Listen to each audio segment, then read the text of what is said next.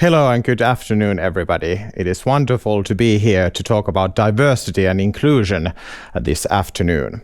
My name is Panu Mäenpää, and I work during the daytime as a Chief Communications Officer, and all nights and mornings and weekends I work as the chairperson of Helsinki Pride Community, the largest LGBTIQ organization in Finland.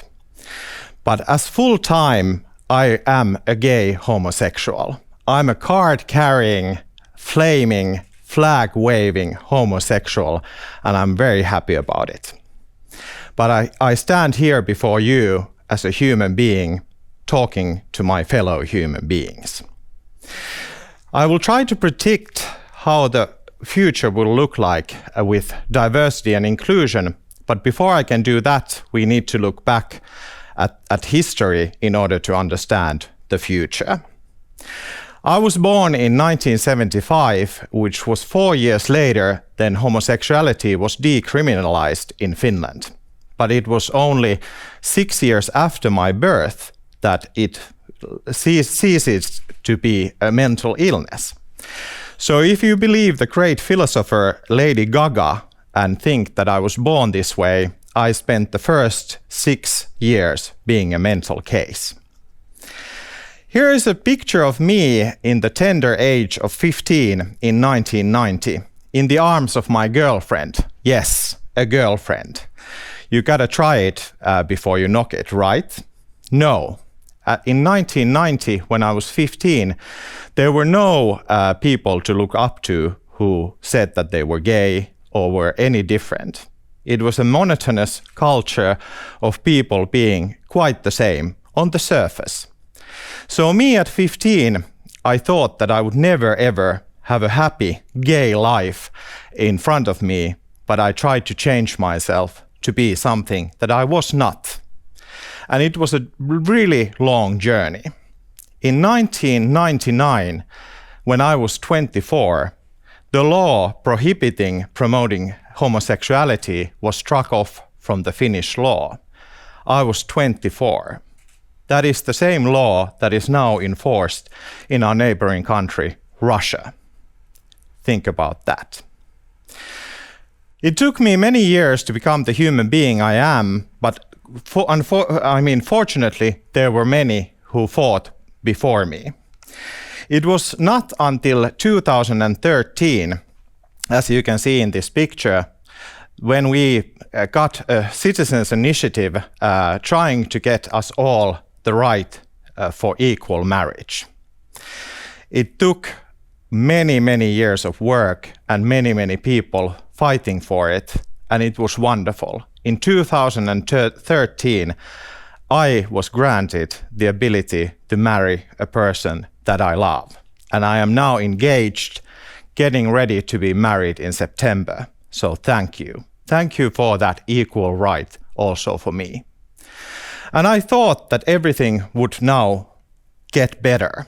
But it was only 2 years later, you can see this picture of me sitting on a couch on a national morning television show, talking with this man who was the chairman of a True Marriage NGO, who was trying to tell me that of course I cannot have the same rights as he has as a heterosexual man.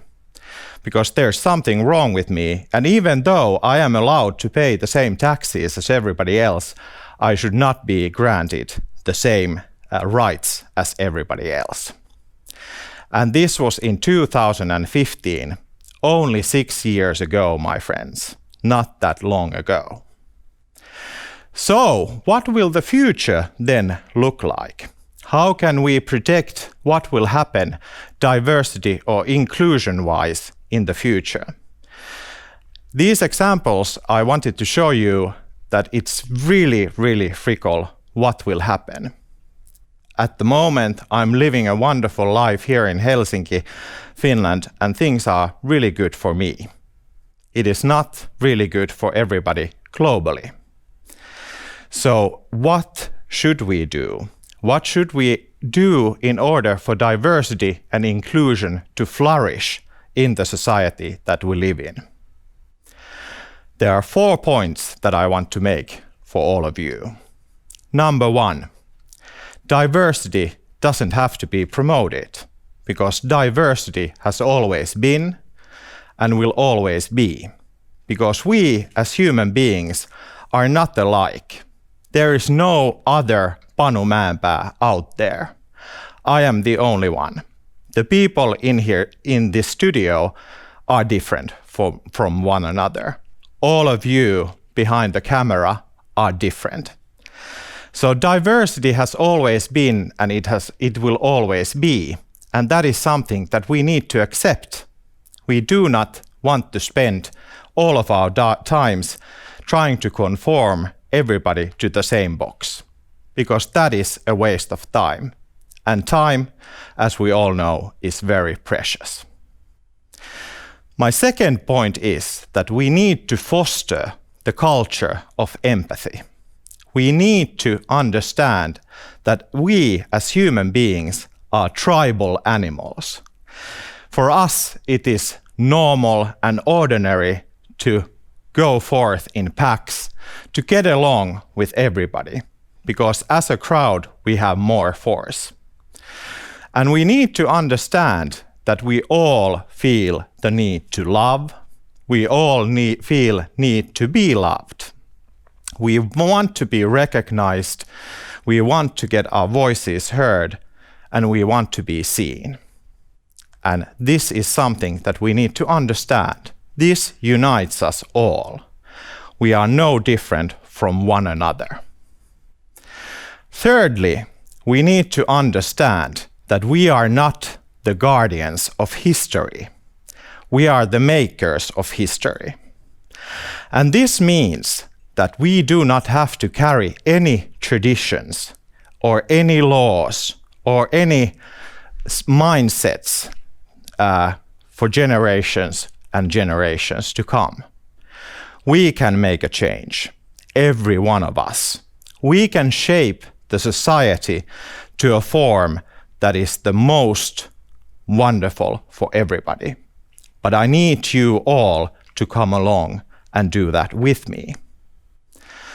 And fourthly, we need to understand that the biggest threat to diversity and inclusion happening is fear. And fear is normal. Fear is something that we all think about and feel. And we fear the unknown. And it is easy to fear the unknown when we don't have any experience. I stand before you as a gay man, and I want you to understand that I am as unremarkable and ordinary as you all are. I go to the grocery store, I stand behind you in the queue, I do a lottery number play every Saturday in order to win. I have a mortgage, I get up every day, put on my trousers and go to work, just like you. You need to understand that I am you. There is no gay love, there is no heterosexual love, there is no transgender love, there is just love. And we all need to experience that. There are no gay rights, there are no heterosexual rights, there are no transgender rights, there are just human rights, because we are all human. I'm a great believer in Tennessee Williams's The American Playwright's words, and I actually have them tattooed on my arm. It says kindness of strangers on this arm that I use to shake everybody's hands. And it's there to remind me that all we can do is rely on the kindness of strangers, kindness that can be found in every person. So the majority needs to rely on the kindness of the minority, and the minority needs to rely on the kindness of the majority. I am sure there is room for everybody on this planet. So I stand here before you as the Chief Communications Officer, the chairperson of Helsinki Pride, a flaming card-carrying, flag-waving homosexual.